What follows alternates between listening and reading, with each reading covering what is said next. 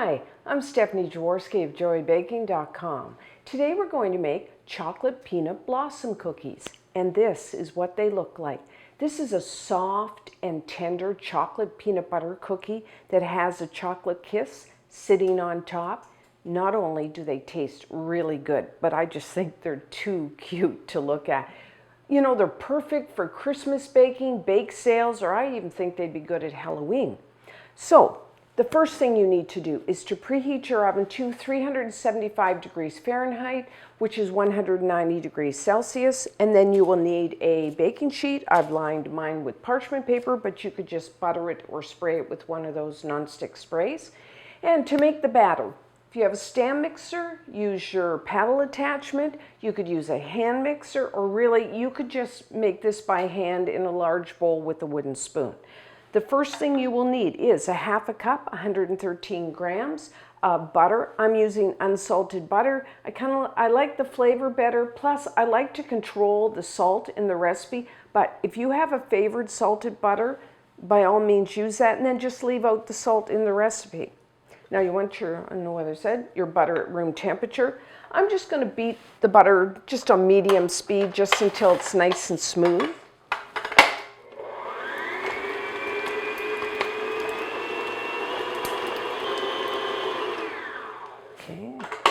The other reason I beat the butter just by itself is sometimes, you know, if you don't take your butter out early enough, it's a little hard. So if you just beat it for, you know, a few 30 seconds, just softens it a little.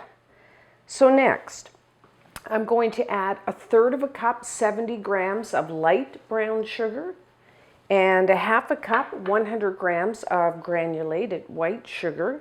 And I'm going to add 1 teaspoon, 4 grams of pure vanilla extract. The vanilla is simply for flavoring, so if you prefer, you could just leave that out. So now I'm going to beat this on like medium-high speed just till everything's mixed together, and then I get a little bit of air mixed in there.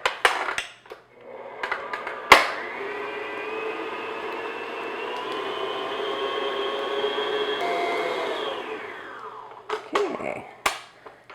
Periodically, whenever you're making a batter, use your spatula to scrape down the sides and the bottom of your bowl, because we want to make sure everything gets mixed together.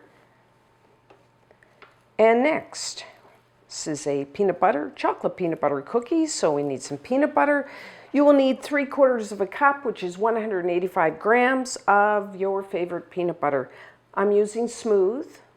You could use crunchy, whichever one you like. There is different types of peanut butter. This is just, I guess, your regular peanut butter. There's also what is called a natural or an old-fashioned peanut butter, and that doesn't contain a stabilizer. So what happens is when you buy it, it will be separated, and so you will have to stir your peanut butter before measuring out. So I'm just going to beat in my peanut butter.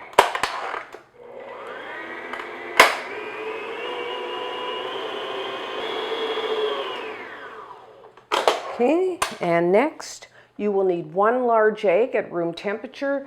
A large egg is 50 grams out of the shell. And just beat that in.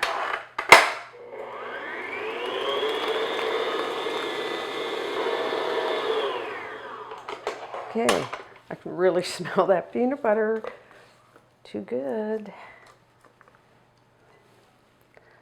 So now for our dry ingredients, in a separate bowl, I have 1 1/4 cups, which is 160 grams of all-purpose flour, plain flour. To that, I'm adding 1/4 of a cup, 25 grams of unsweetened cocoa powder. Now you could use just the natural, or you could use the Dutch process. I'm using, just for sake of telling you, I'm using the Dutch processed. Mine doesn't have any lumps. If yours has a lot of lumps, just strain it or sift it. And then I'm adding half a teaspoon, 2 grams of baking soda, and 1/4 of a teaspoon, 1 gram of salt. Like I said, if you use salted butter, just leave out that salt. And I'm just going to whisk those together. You just use a fork or a whisk. or you could sift them if you want to do that too. And I'm just going to add that. Now start your mixer on low speed because you don't want that flour coming up in your face. And I'm just going to mix this just until everything's mixed together.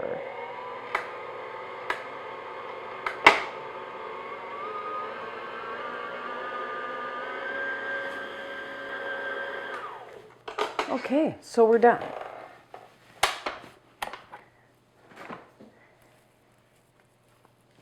Now, if your batter at this point is really soft, you can just cover it and put it into the refrigerator, you know, for a half hour, an hour, because we're going to roll this into round balls. Mine doesn't look too bad, so I'm just going to go ahead and shape them now.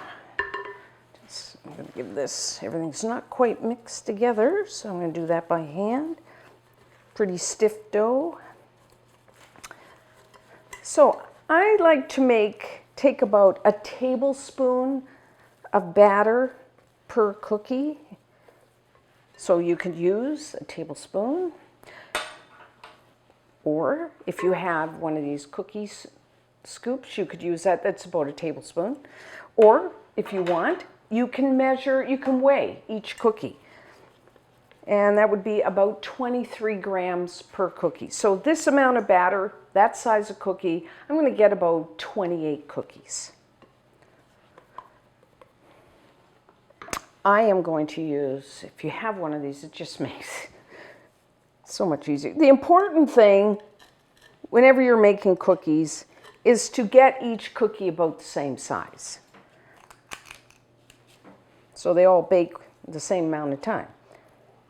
So what I'm going to do is 4 rows of 3 across. So do that, and then what I'm going to do is take and just roll it into a round ball like that.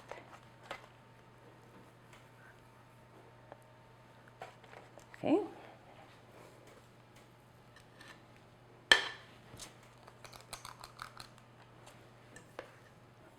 Okay, that's my last one. So, to bake these, everyone's oven is a little different. I'm going to say between 8 and 10 minutes.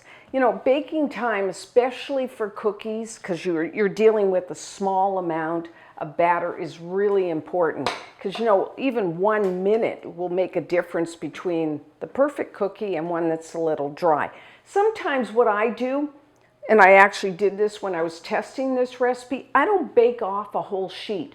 I bake off like maybe 3. And that way I can kind of figure out in my oven how long that's going to be. So it's just a little tip if you want to try that. But what's important, because it's chocolate, it's kind of hard to tell. You just want to bake them till they're just set. They kind of look underbaked, but that's the way I like them, kind of soft and tender.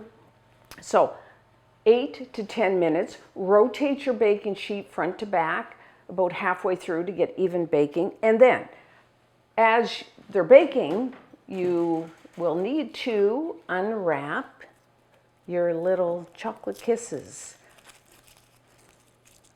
Now, I'm using what is called the Special Dark chocolate kiss. There is so many different flavors. I'm going to leave that up to you, whichever one you want, or if you want to use a couple different types. I like this one because it's not too sweet, and so I think it balances with the flavor of the cookie. So 8 to 10 minutes.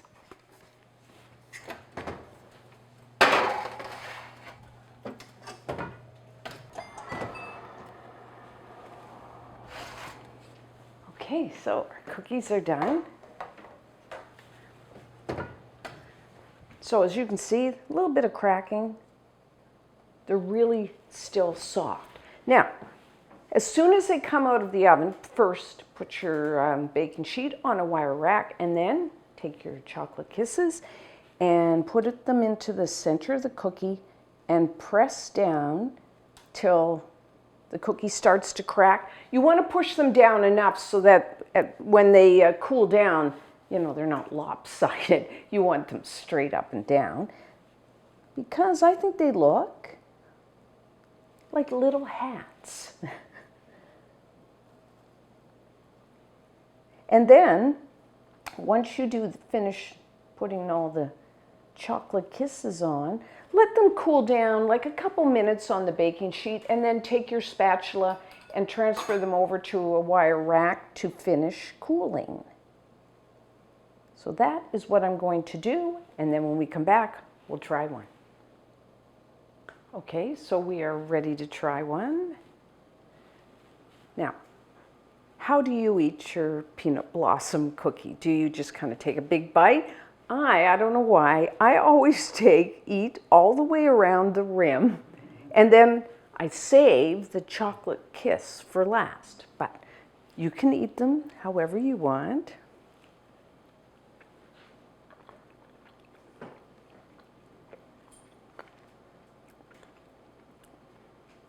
Like I said, baking time is really important because, and my dog's right here with the smell of peanut butter, because I like the cookie to be really soft and tender. So again, be very careful with your baking time. But they are just so good. I like that combination of a peanut butter cookie with chocolate. I don't know whether I've ever had that before. I may have made like the peanut butter kind of cups. You have the two, but together like this in a cookie, it's really, really good. And that chocolate kiss, I find, normally if you just eat them out of hand, they're kind of, the chocolate is tempered. But when you put them into a hot cookie, the kiss kind of softens, and I really like that with the texture of the cookie. They're just too cute. Now, the original peanut blossom cookie does not have chocolate. So if you want to try it, you try these and they go, oh, that's really good. And you want to try like the original. If you go to the joyofbaking.com website or our YouTube channel, I have a recipe for that, so you could make both.